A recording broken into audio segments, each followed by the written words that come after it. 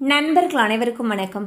இன்னைக்கு நம்ம இந்த வீடியோல சற்று முன் தமிழகத்தில் மிக முக்கிய 12 அறிவிப்புகள் வெளியாகியுள்ளன. சோ அது என்னென்ன அறிவிப்புகள் அப்படிங்கறத பத்தி தான் இப்ப நம்ம பார்க்க போறோம். வீடியோக்குள்ள போறதுக்கு முன்னாடி இதுவரைக்கும் நீங்க நம்ம சேனலை சப்ஸ்கிரைப் பண்ணலைன்னா உடனே சப்ஸ்கிரைப் பண்ணிருங்க. அப்படியே பக்கத்துல இருக்கக்கூடிய பெல் பட்டனையும் கிளிக் பண்ணிருங்க. அப்பதான் நாங்க போடக்கூடிய அனைத்து பயனுள்ள தகவல்களும் உங்களை கரெக்ட் டைம்க்கு ரீச் ஆகும். இப்ப வாங்க வீடியோக்குள்ள போலாம். நகராட்சி நிர்வாகம் குடிநீர் வழங்கல் துறையுடைய டெண்டர் தொடர்பான அனைத்து நடவடிக்கைகளும் ஆன்லைனிலேயே நடைபெறும் என்று அரசு அறிவித்துள்ளது.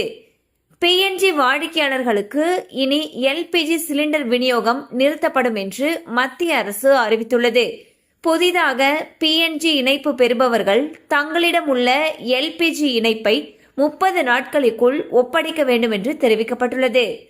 அரசு கலை மற்றும் அறிவியல் கல்லூரிகளில் 1ஆம் ஆண்டு வகுப்புகள் ஜூலை 1ஆம் தேதியில் தொடங்கும் என்று கல்லூரி கல்வி இயக்ககம் அறிவித்துள்ளது.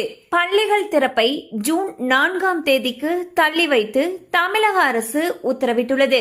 வெயிலின் தாக்கம் காரணமாக பள்ளிகள் திறப்பை தள்ளி வைக்க வேண்டும் என்று பெற்றோர்கள், அரசியல் கட்சியினர் தொடர்ச்சியாக கோரிக்கை விடுத்து வந்தனர்.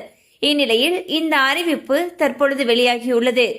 தமிழகத்தில் உள்ள 181 கலை மற்றும் அறிவியல் கல்லூரிகளில் சேர்வதற்கான கவுன்சிலிங் ஜூன் 4ஆம் தேதி முதல் தொடங்கும் என்று தெரிவிக்கப்பட்டுள்ளது. மேகதாது விவகாரம் தொடர்பாக PM மோடிக்கு CM விஜய் அவர்கள் கடிதம் எழுதியுள்ளார். அதில் தமிழகத்தின் உரிமையையும் விவசாயிகளுடைய நலனையும் மத்திய அரசு காக்க வேண்டும் என்று தெரிவித்துள்ளார். தென்காசியில் விதிகளை மீறி செயல்பட்டு வந்த 18 கல் குவாரிகளை தற்காலிகமாக மூட அமைச்சர் திரு பிரபு அவர்கள் உத்தரவிட்டுள்ளார். தென்காசியில் உள்ள 54 கல் குவாரிகளில் ஆய்வு நடத்தியதில் 18 கல் குவாரிகளில் விதி மீறல்கள் கண்டறியப்பட்டதாகவும் அவர் தெரிவித்துள்ளார்.